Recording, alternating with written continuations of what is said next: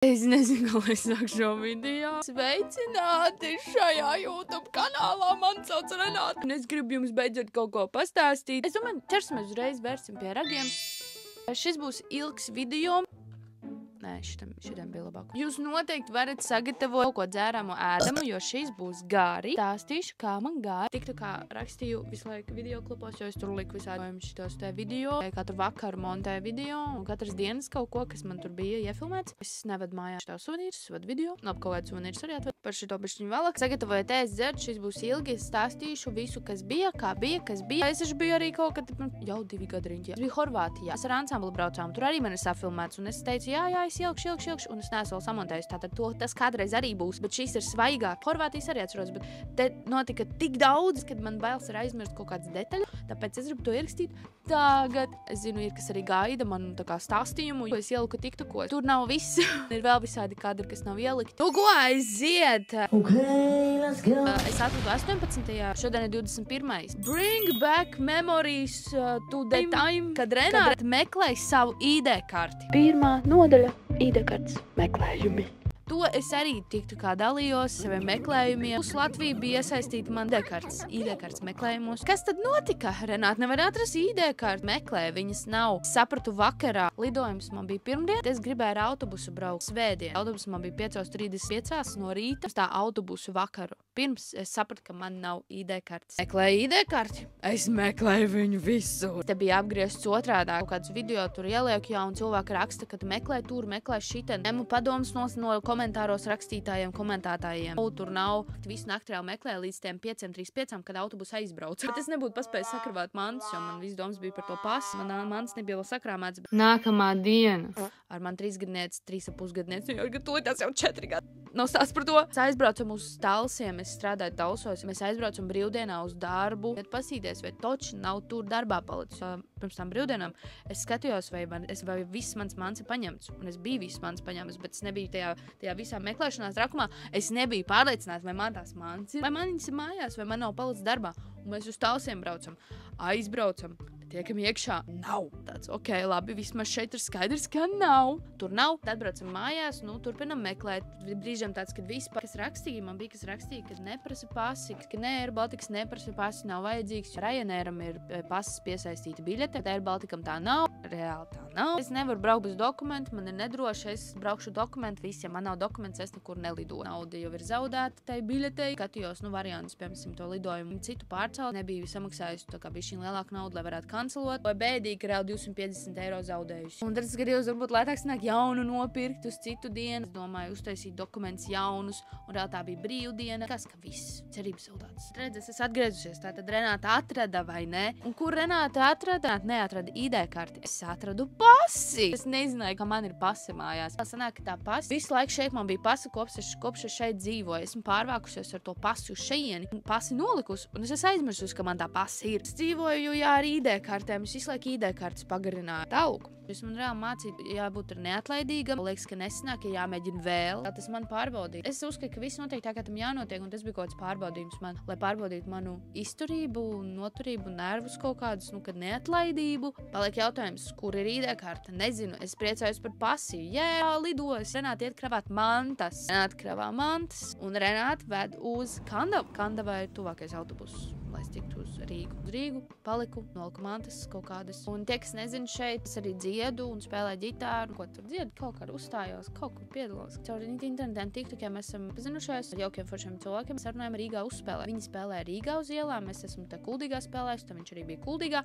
Un tad mēs runājam Rīgā, par cik es esmu Rīgā, es ļoti gribēju Rīgā kaut kur uzspēlēt, tad mēs arī tur uzspēlējam. Un mēs tagad taisamies spēlēt. Mēs tur satiekamies, čau, spēlēsim tūlītās. Un manējais zvana. Es viņam biju teikusi, tā tu varbūt paskaties skenerī. Man rakstīja cilvēki, ka skenerī kaut kur skenēts iekšā un aizmirsts. Kaut kas tur brālis ir atradis skenerī. Es viņam saku, paskaties skenerī. Un viņš man zvana, tur pie tā Melngalva nama mēs tur stāvam, tūlīt dziedāsim. Viņš man saka, uzmini, kurs atrada tavu ID karti. Tajā nolādētajā skenerī. Un ko es darīju ar tos ID karti, es neatceros. Varbūt es priekš darba, tad, kad es stājos darba iekšā, man vajadzēja ID karti noskenēt. Es neatceros vispār. Past beigās, kas ir? Renātei ir ID-karte un pasi. Viss. Man vēl uztaisīja Rīgas tuneļo fotosesiju. Sesija sanāca, bildīts. Jā, un es pa naktī, es negulēju, es atkal nebiju gulējis. Tāpēc, kad es biju datoru paņēmus līdzi, es liku savus bildes un failus datorā. Neiedomājos, ka tas tik ilgi būs, jo es gribēju visu pārlikt, lai man būtu tīrs telefons priekš Vācijas. Es neaprēķinājos, ka tas kā ļoti daudz aizņem laiku. Un es līdz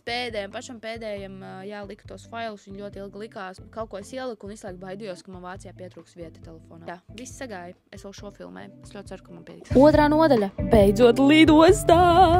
Rīts, pienāk rīts, Renāta dodas uz lidostu. Es paņēmu boltiņu. Šito es arī nekur neesmu teikusi, es teicu, ka šeit būs informācija, ka vairāk, ko es neesmu nekur likusi, ka boltu dabūt no rīta ir reāli glūti. Es vairākas reizes kā saucu, un man atteica, 3 laikam atteica, un 4. paņēma. Negribēja man ņemt, paņēma viens ļoti ērta mašīna, bija ļoti skaists, kaut kāds Volvo, bet jaunais. Ļoti ērts melns ādas divans. Ādas salons, neko pa ceļam klusums, mūzika kaut kāda skaņa. Beidzot lidostā. Visu laiku bija satraukums par to pasi, tas ir beidzies. Tam nākamais, satraukums. Es neesmu pateikusi. Šis bija man 5. un 6. lidojums. Pirmais vienai pašai. Viena pati, ka man ir jānokļūst kaut kur. Man galā sagaidīja. Ierados lidostā, tā, un es zināju, šķidrums tu nedrīkst par to šības tajā kontrolē. Jāizlaiž šķidrums vai jāizdara, bet pudeli tu vari ienest. Turpceļā pudeli izmetu ārā. Brālis var ielikt somu. Un tad visi tie šķidrumi, protams, ir jāsaliek tajā caurspīdīgajā maisiņā. Kāds skatās, kas nav lidojis, es jau tagad pro. Tad caurspīdīgi maisiņi Rīgas lidostā bija. Saliku visus savus šķidrumus, kas ir krēmi, smaržas, kas arī kā krēmveida, man tādas smaržas, ko smērē. Skropstušs, es redzēju, ka viena meitene skropstušs bija ielikus maisiņā, es arī uzreiz ieliku maisiņā skropstušs. Un devos uz to kontroli. Pie maisiņiem viena meitene man prasīja, viņa kaut ko man prasīs, viņa ņem ārā no somas rasānu. Varbūt jūs vēlaties? Viņa kam pak negrib dzert, un viņa negrib mest ārā, un es saku, jā, es īsti negribu, un es ļoti gribēju. Vienkārši man bija bailes, ka es nokavēšu lidostu. Ja tu šo skaties, sveika, man ļoti gribēs tavu rasēnu. Man bija bailes, ka es nokavēšu, un tā kā, kad es varu kaut kur aizķerties, un man bija bailes. Es biju vienu pirmo reizi kaut kur lidoju. Lidoju vairākas reizes, bet tā kā viena pati kaut kur, man bija jānokļūst, man bija bail. Un tā viņi to rasēnu izmet. Izkastē man bija ļoti žēl, un tas bija banānu rasāns. Man agrāk ļoti garšo banānu rasānu, tagad mans mīļākais ir zemeņu. Es pat esmu viņam veltījusi zīmējumu. Un es gribu tetovējumu ar zemeņu rasānu. Ja man dod pa veltī, man gribējās viņu, bet man bija bailes, ka es nokavēšu tur vispār. Drošības kontrole. Tur pirms tās drošības kontroles jāiet visi šitās lentas, ārpēc tā kā kaut kāds rītīgs labirints. Diezgan ilgi bija jāiet. Tiku pie drošības kontroles, uztraucos par to koferes svēru, viņš iederējās. Man bija 8 kilogrami jābūt kopā, kas ir koferis un plus viena personīgā manta. Man iederējās, es mājās svēru, bet man vislāk bija tāds sajūta, ka varbūt svari kaut kā nepareizi rāda. Jā, sanāk, ka nekur nesvēr to koferi. Puisis teica, labrīt. Tas jauks puisis tur stāvēja, rādīja katram, kur jāiet. Uz tām brīvajām tur vietiņām, uz to drošības to kontroli. Es lieku to savu koferu. Ir kaste, kur jāliek iekšā tās savus koferus. Liekas, ka dīvaini koferus jāliek kastē iekšā, bet tad viņi tur forši pa to lenti tur bīda. Un tad man ir otra kaste ar muguras somai. Kabatas jāiztukšo, viss ir jānoliek, telefons, visi papīri, visi. Tu paliec reāli tāds plikiņš. Tā var jaka jānovelk. Es taču biju stāsts galvenais vēl viens. Koferu svaru, kad 8 kg kopā, un man ļoti gribēja Zandals savus Dr. Mārtiņus. Dr. Mārtiņus ir smagi, jūs zināt, jā. Protams, es vilku Dr. Mārtiņus Zandals kājās. Man somā vēl bija botas, kuras vispār varēja neņemt, viņu nevienreiz neuzvilku, jo bija karsti Vācijā. Zandals vilku kājās un bija vēss Latvijā no rīta. Es uzvilku zeķis tajās Zandalēs. Jo reāli kājas sala, izties bišķi smieklīgi, bet es skatījos, ka citi cilvēki arī bija ļoti interesanti saģērbušies, lai nebūtu jāpiemaksā tas svars pie tā koferi. Ja? Bija vēl jaka tāda zaļā, mīkstā. Mētelis atstāja un datoru un mētelis atstāja pie saviem rīgām. Mans koferīts ir tajā kastē. Man saka, vai nav kaut kādas powerbanks vai tā. Es saku, ka jāizliek no kofera arī tā powerbank ārā. Powerbanks ir drona baterija.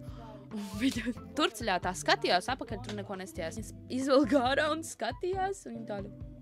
Jo viņi, interesanti izstāstāva powerbank. Koferis brauc, un es eju tajiem vārtiem cauri. Tur viss kārtībā, nekas nepīkstēja, brilles man šoreiz nelika vilkt nost. Tiku cauri, viss Renāta ir tikus cauri drošības kontrolē, pārbaudē.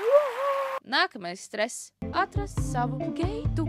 Jo varbūt, ja jūs zinat, ja nezināt, lidostā ir ļoti daudz visādi uzraksti. Visi cilvēki visur iet, tur ir tāds skaļums, tur viss notiek. Ir tāds tabloīds, kur rādās viss kaut kas. Es vispār šitā ceļojuma laikā tā kā gāju tur, kur man vajag. Man parasti es nomaldos, es apmaldos 4 priedās. Uzreiz parādās, es saku, kad man viss kaut kā viegli atradās. Ieraugu, reku tas tabloīds, kur rādās visi uzraksti.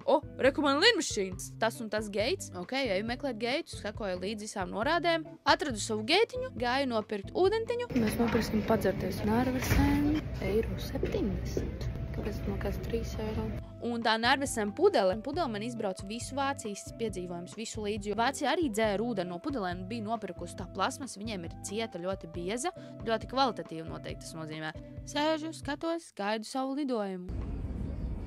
Tur ir lidmašīnas, un tur ir B6, bet tur vēl nerāda cipariņus. Vēl nav sākušas iekāpšanāt. Vēl tik smieklīgs manas mašīnītis. Tie ir manējie Airbalti. Es atradu kaut kādu smuku krāsu. Tad man pretī sēž cilvēki, man kaunas filmēt. Es atbrīvojos, viņas vēl starpā čilo. Kāds smuklīši skaisti. Vēl 10 minūtes un sāksies iekāpšana. Cilvēki sāk stāties, riešu stāties. Sāks iekāpšana. Vienmēr. 3. reizi lidojot.